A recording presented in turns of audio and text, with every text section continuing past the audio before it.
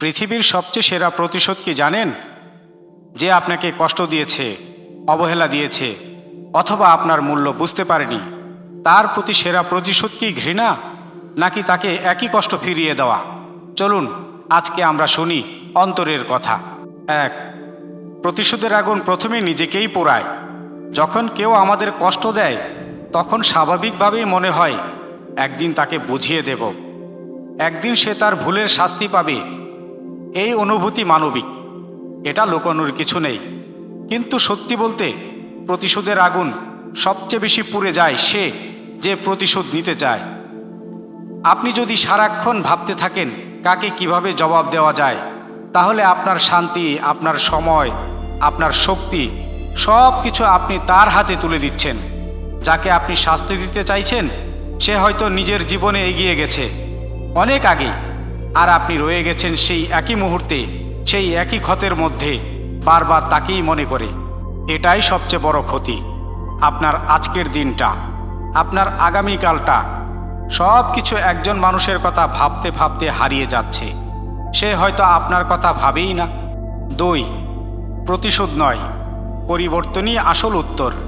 পৃথিবীর সেরা প্রতিশোধ হলো এমনভাবে নিজেকে গড়ে তোলা যেন আপনার সুখ আর সাফল্য কাউকে জবাব দেওয়ার জন্য নয়, নিজের জন্য হয়। যে আপনাকে অবহেলা করেছে, তাকে দেখানোর জন্য নয়, নিজের সম্মানের জন্য এগিয়ে যান। যে আপনাকে ছোট করেছে, তার জন্য নয়, নিজের জন্য বড় হন। কারণ মানুষ আপনার রাগ ভুলে যাবে, মানুষ আপনার কষ্টের কথাও একসময় ভুলে যাবে, কিন্তু আপনার পরিবর্তনকে তারা কখনোই ভুলবে না। একদিন যখন তারা দেখবে আপনি কোথা থেকে কোথায় পৌঁছেছেন, তখন কোনো কথা বলার দরকার হবে না। আপনার নীরব উন্নতিই হবে সবচেয়ে বড় জোরালো উত্তর। 3, নিজেকে গড়ে তোলার আসল অর্থ। নিজেকে গড়ে তোলা মানে এই নয় যে আপনি রাতারাতি বদলে যাবেন। এর মানে হলো প্রতিদিন একটু একটু করে নিজের প্রতি ফিরে আসা। যেই সময়টা আপনি অতীতের কথা ভেবে নষ্ট করতেন, সেই সময়টা এখন নিজের স্বপ্নের পেছনে দিন।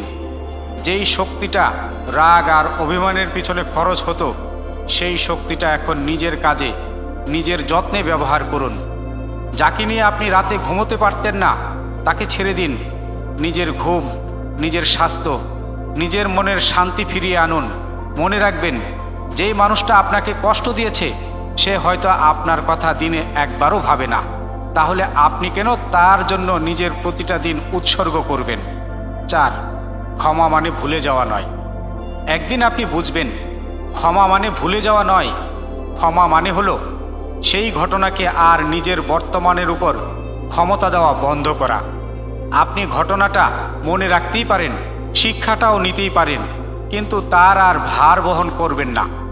ক্ষমা করা মানে দুর্বলতা নয়, বরং এটাই সবচেয়ে বড় শক্তি, যেটা শুধু মানসিকভাবে পরিণত হওয়া মানুষই অর্জন করতে পারে। যে ক্ষমা করতে পারে, সে আসলে নিজেকে মুক্ত করে। 5, নীরবতাই সবচেয়ে বড় জবাব।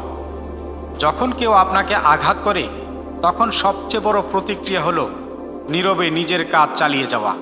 কথায় কথায় প্রমাণ করতে যাবেন না যে আপনি ঠিক ছিলেন। সময়ে একদিন সব প্রমাণ করে দিবে। আপনি শুধু নিজের পথে হাঁটতে থাকুন।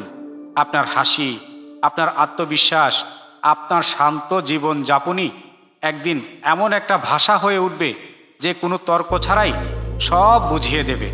6, নিজের মূল্য বুঝুন।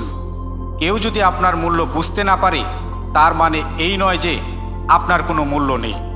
এর মানে শুধু এইটুকুই যে সেই মানুষটার চোখে সেই সামর্থ্য ছিল না।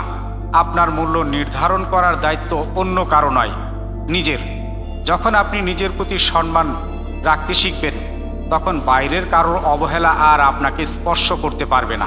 7, আজ থেকে যা করবেন, অতীতকে দোষারোপ করা বন্ধ করুন। তার বদলে বর্তমানকে গড়ে তুলুন। যাকে নিয়ে কষ্ট পাচ্ছেন, তার নাম মাথা থেকে সরিয়ে নিজের লক্ষ্যের নাম বসান।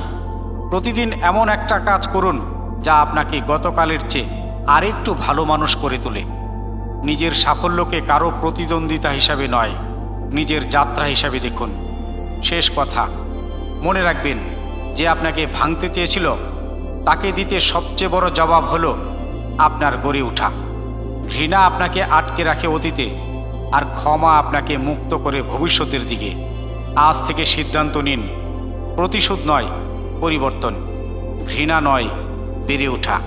আর একদিন যখন আপনি ফিরে তাকাবেন, দেখবেন সেই কষ্টটাই ছিল আপনার সবচেয়ে বড় শিক্ষক। আপনার সেরা প্রতিশোধ হোক আপনার নিজের সেরা সংস্করণ হয়ে ওঠা।